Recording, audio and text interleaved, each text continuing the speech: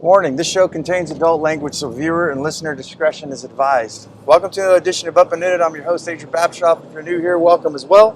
If you're wondering what the show is about, it's entirely dedicated to improving quality of life for both people and planet through liberation and independence, moving you from surviving to thriving and living life on your own terms. Today is episode 248, and this is just a motivational rant. I lost a lot of stuff. I lost a really big job.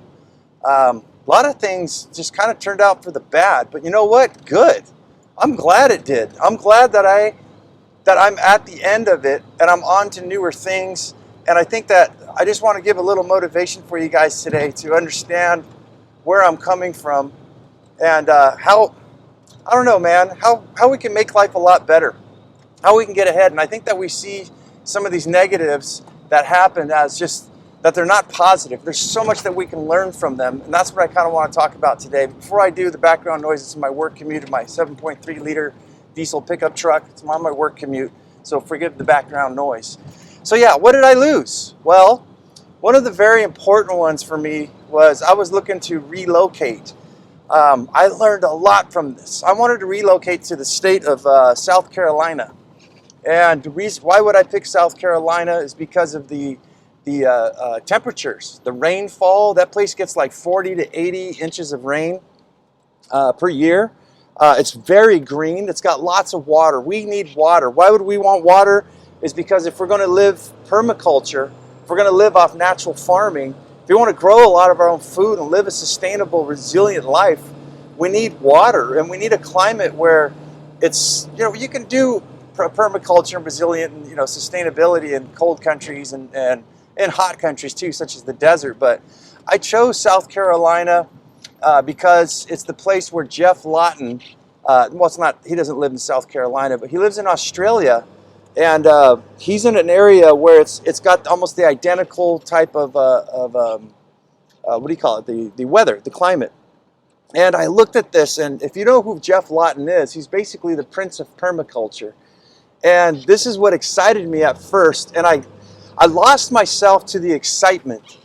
Like, I was just really pumping hard, and I was in love with the dream, as I always say, and it's a very dangerous place to be in, because you're not focusing on the negatives, and the negatives are there to help you, and we're going to explain why.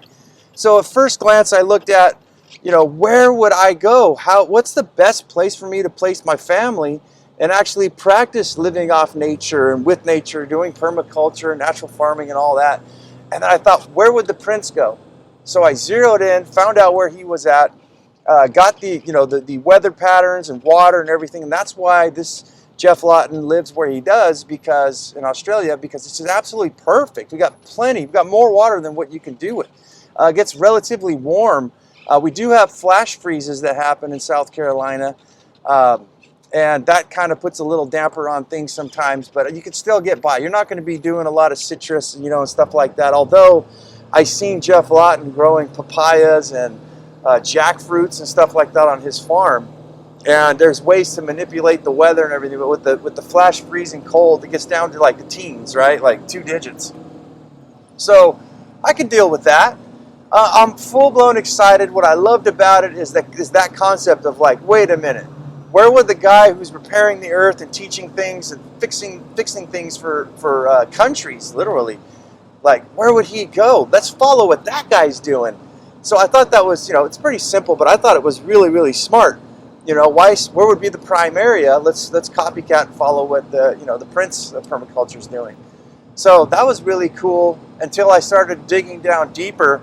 And what I did is not entirely my fault, is I started researching natural disasters and things like that, and found that there was, hurricanes, a lot of hurricanes up there. But most of the damage, what I was finding, was on the coast. But Google, our friend Google, YouTube and all that, never really mentioned anything about tornadoes. Fuck tornadoes. That shit's fucking crazy, people. Like, what the hell do you do? Like, you need a bunker, right? And I looked at it, I says, well, if it's getting 80 inches of rain, depending on where we're at, I don't think it's going to be very wise to build a bunker unless you have a canoe to sit inside of it and paddle around in circles while the fucking tornado's ripping your beautiful permaculture paradise apart. It basically would probably get flooded. I don't know. But I looked at that and I just said, wow. So how many tornadoes? It just so happens to be that last year, I believe in 2020, like 56 tornadoes touched down. 56 of them. They get tore up like 150 houses, killed like about 15 or 25 people. You know, I looked at that, I said, you know, that's basically all I need to know. That's all I need to know. You know, and that was, what was crazy about the patterns is that there was 3 patterns. And one was at one was in the south area that went right along the coast. One was straight smack dead center in the middle of the state. And there was one right on the outskirts, like literally like a pitchfork, just going through like basically the tornadoes were letting itself know, like, dude, I could do and go anywhere I want. And it basically touched base down in central South Carolina. And that's what I looked at was, you know, maybe I want to set myself away from the ocean, of course, but looked into hunting. There's deer up there. There's no elk. Doesn't look like there's elk like there is like in the state of Oregon. That there's wild pig, turkeys. The fishing, the ocean fishing was just fantastic. Lots of poison. There's like 5 poisonous snakes, but we have that in California, I believe, too.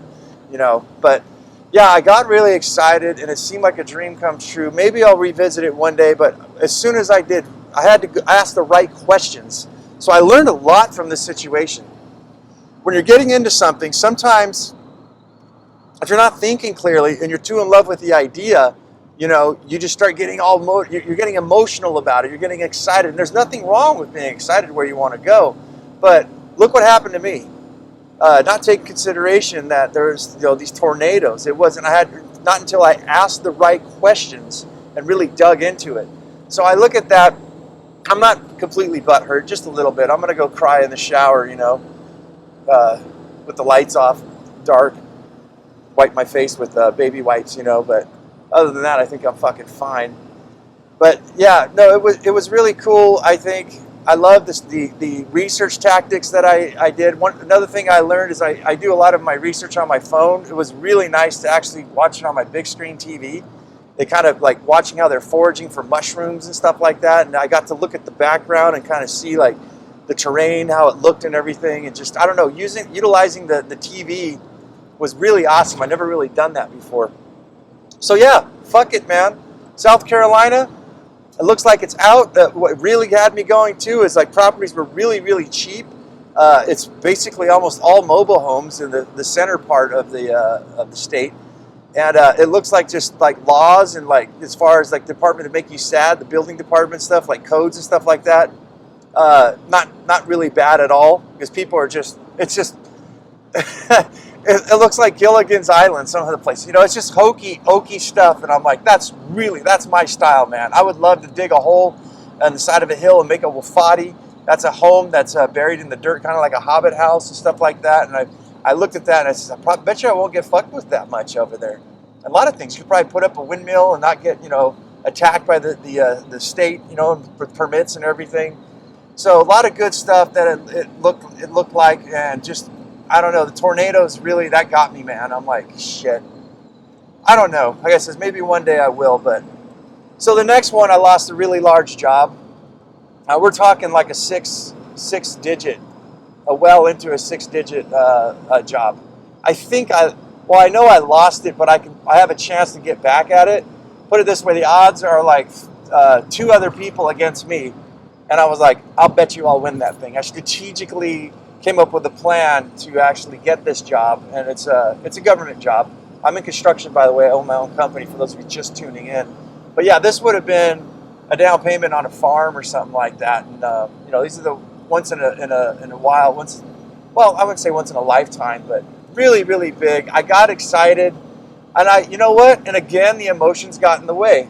When I found out that I have to bid against like probably 100, maybe 50 to 100 people, at least 50 people more, I'm like, now there's a chance we may not get it. So, yeah, I got emotional. I ended up drinking a bunch of beers, made myself a Long Island iced tea, and ended up getting a headache. I don't drink hard booze, really. I'm not really that type of guy. But yeah, I got sad about it. And I always know, don't count it until it's in your basket. Don't count it until it's in your basket and it's put away in your fridge, right?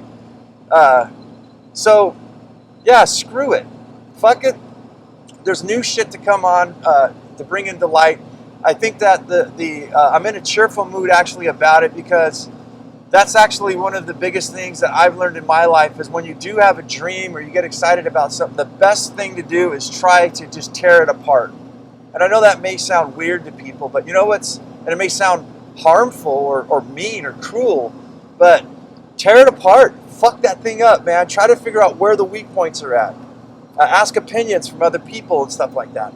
Because what's more painful is if, let's just say I did go and purchase a piece of property in South Carolina, right? Let's just say that I looked at this job, I was like, I'm definitely going to have that thing. I'm pulling a mortgage. Bam, the thing gets ripped out, right? It gets ripped out from underneath. So you're like, oh, shit. And I signed the papers. What if you moved all the way to South Carolina? Next thing you know, a tornado comes and rips half your fucking house open. You know, you're sitting there taking a shit on the toilet. You don't even have a ceiling or a wall around you, you know? And you're scared to death, and you're like, fuck this, let's get the fuck out. I live in California, guys. That's on the whole other side of the country. That wouldn't be very cool. I would lose a lot of money, a lot of time, and now I know what to look for. I've gained more research skills, and I think the biggest one is leaving your emotions aside, putting them aside, and really digging in and treating it like a business. Like, let's ask the right type of questions. I want to further the right type of questions because I'll ask elders and stuff like that, older people than me, and people around me sometimes. And like one I can give you guys off the top of my head right now is I'm talking about buying realty and stuff like that. This guy owns a house. He lives in the RV park. For those of you who don't know, I'm a full-time RVer, but stationary RV. I pay like at least half to a third of what most people pay here in Sunnyside, San Diego, California. But anyways, this guy's living there, and he owns a house, and he's got pension and stuff like that. And I was just asking him, what's going on? How does he like it? How much money is he actually making on the place? So the right type of questions, he didn't give me that information at first. He was like, oh, about $1,300 a month is what I make. And I was like, wow, that's pretty good. And I had to ask the right questions. Did you pay the place off? Yes, I paid the place off. He doesn't own anything but property taxes and probably property insurance. So I was like, oh, okay, cool. Then I didn't ask the right type of questions even to myself, where I looked and I says, well, yeah, property taxes and insurance, is that $1,300 after? Is that net, right? I have to say it because some people don't know. Net is what you take home, right? When you get a paycheck, you make $1,000 a week. You don't bring home $1,000 a week. You most likely bring home about $700 or something, somewhere around there, depending on how many people you have in your family. But that's the net. So asking him further questions like, well, yeah, after he pays, what is that? I don't even know, like $250 a month on property taxes, probably property insurance as well. Looking at probably about $300, so he's probably making $1,000 a month, which ain't shit. But that's a really good indication of me looking into buying real estate and maybe possibly doing that in the future, going, well, how many homes would I need to where it actually pays off, right?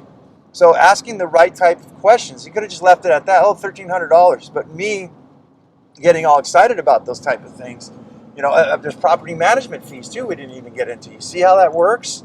So you want to ask the right type of questions. I remember I met another RVer, and they're like, yeah, man, we just travel, and like, you got to like knuckle down. And I'm like, wow, and you guys don't work. Like, how the fuck do you guys not work? What do you do? Oh, well, we have a house, and we have renters in it. Oh, okay.